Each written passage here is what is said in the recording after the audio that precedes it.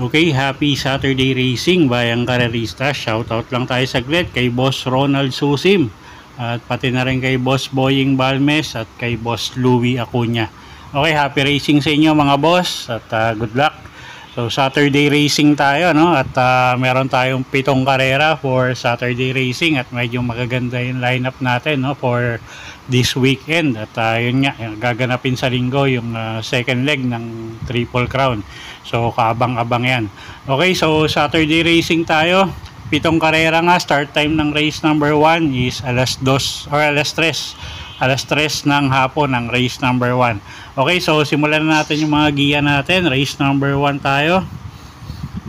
Start ng winner take all. Class 5-5 non-placers. 1,400 meters. So anybody's race agad to, no? Lowest group, non-placers pa. So first choice natin dito, yung numero 5 na si Daginding. JD Calagos yung sasakay dyan at tingin ko pag nauna malaki panalo, no? At siya lang yung nakikita nating medyo may tulin dito para magdala ng marcha. So first choice natin yan. Second choice natin yung numero 2 na si Regal, sasakay naman ni O'Neil Cortez at cambio Hinete ito at tingin ko may panalo rin yan. Okay, so sa race number 1 ang first choice nga natin numero 5 na si Daginding at second choice natin yung numero 2 na si Regal. Okay, race number 2 tayo. Start ng pick 6, class 5-5 placers. Okay, distansya natin dito 1,400 meters. Okay, may 6 na kalahok tayo dito. First choice natin yung numero 1 na si Time for Music, RC Suson yung sasakay dyan at medyo sinubukan na to dati, no? At ang ganda nga ng tinakbo. So tingin ko mag-uumento pa to. Numero 1, Time for Music. First choice natin yan. Second choice natin yung numero 4 na si I Love Mati. Sasakay naman ni JB Guerra. At ito, kabisado ng Hinete or gamay ng Hinete, no? So kayang-kayang pa rin matiin sigurado ni JB Guerra to. Okay, so sa race number 2, first choice nga natin numero 1 na si Time for Music at second choice natin yung numero 4 na si I Love Mati. Okay, race 3 tayo. Start ng pick 5, class 4, 28 to 33 bracket, distansya 1,400 meters.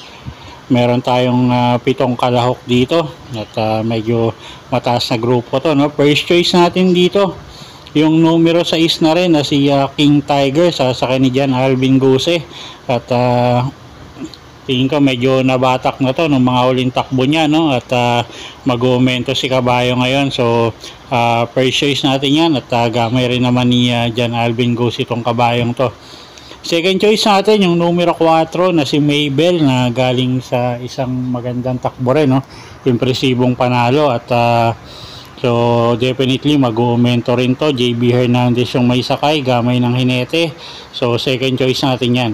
Okay, so sa race 3, first choice nga numero 6, King Tiger. Second choice numero 4, Maybell. Okay, race 4 tayo. Start ng pick 4, class 5, 6 to 10 bracket, distansya 1,400 meters. Okay, first choice natin dito yung numero 7 na si Captain Det Nelson Uy Jr. yung re-renda dyan, gamay naman ng Hinete to at tingin ko pag nilabas ng connection malaki panalo, no? At medyo mababa na nga sa grupo yan. So first choice natin numero 7, Captain Det. Second choice yung numero 6 na si Static, sasakay naman yan ni Pabs Cabalejo at gamay din ng Hinete at pwedeng iuna, pwedeng isunod at lately nga medyo magaganda rin ni kinikilos niyan. Okay, so sa race 4, first choice nga numero 7, Captain Det. Second choice numero 6 is Static. Okay, race 5 tayo. Class 4, 34 to 39 bracket, 1,400 meters ang distansya natin dito. Okay, medyo mataas na grupo rin to. First choice natin dito, yung couple entering numero 1 na si Big Battle at Prime Billing, Pati Dilemma at Elvin Abrea yung re-renta dyan. At tingin ko baka mapabor sa dalawa, no? Yung distansya nga. So gamay naman ng mga hineti to, so tingin ko walang magiging problema. Second choice na rin natin yung numero 6 na si Saratoga Chrome. Sasakay naman yan ni JB Hernandez at nag-uumento si kabayo ngayon at magaganda nga yung pinapakita, so definitely kabang-abang din tong kabayong to. Okay, so sa race 5, first choice nga couple entering numero 1 Big Battle at Prime Billing. Second choice numero 6 Saratoga Chrome. Okay, race 6 tayo. Class 4, 16 to 21 bracket. Distansya 1,400 meters. Penultimate race for the day. Okay, first choice natin dito, numero 5 na si Mythic Leila. Sasakay ni JC De La Cruz. At medyo magaganda rin yung pinapakita ni Mythic Leila, no? Mga huling takbo niya at nakailang panalo nga rin to. So, definitely in tip-top shape si kabayo. At siya nga yung first choice natin, numero 5. Mythic Leila. Second choice natin yung numero 3 na si Snow White. John Paul Guse naman yung sasakay dyan at medyo impresibo rin yung huling panalo nito, no? Although medyo tumaas ng grupo ngayon, pero tingin ko mag-aumento pa rin to. Okay, so sa race 6, first choice numero 5 Mythic Leila. Second choice numero 3 Snow White.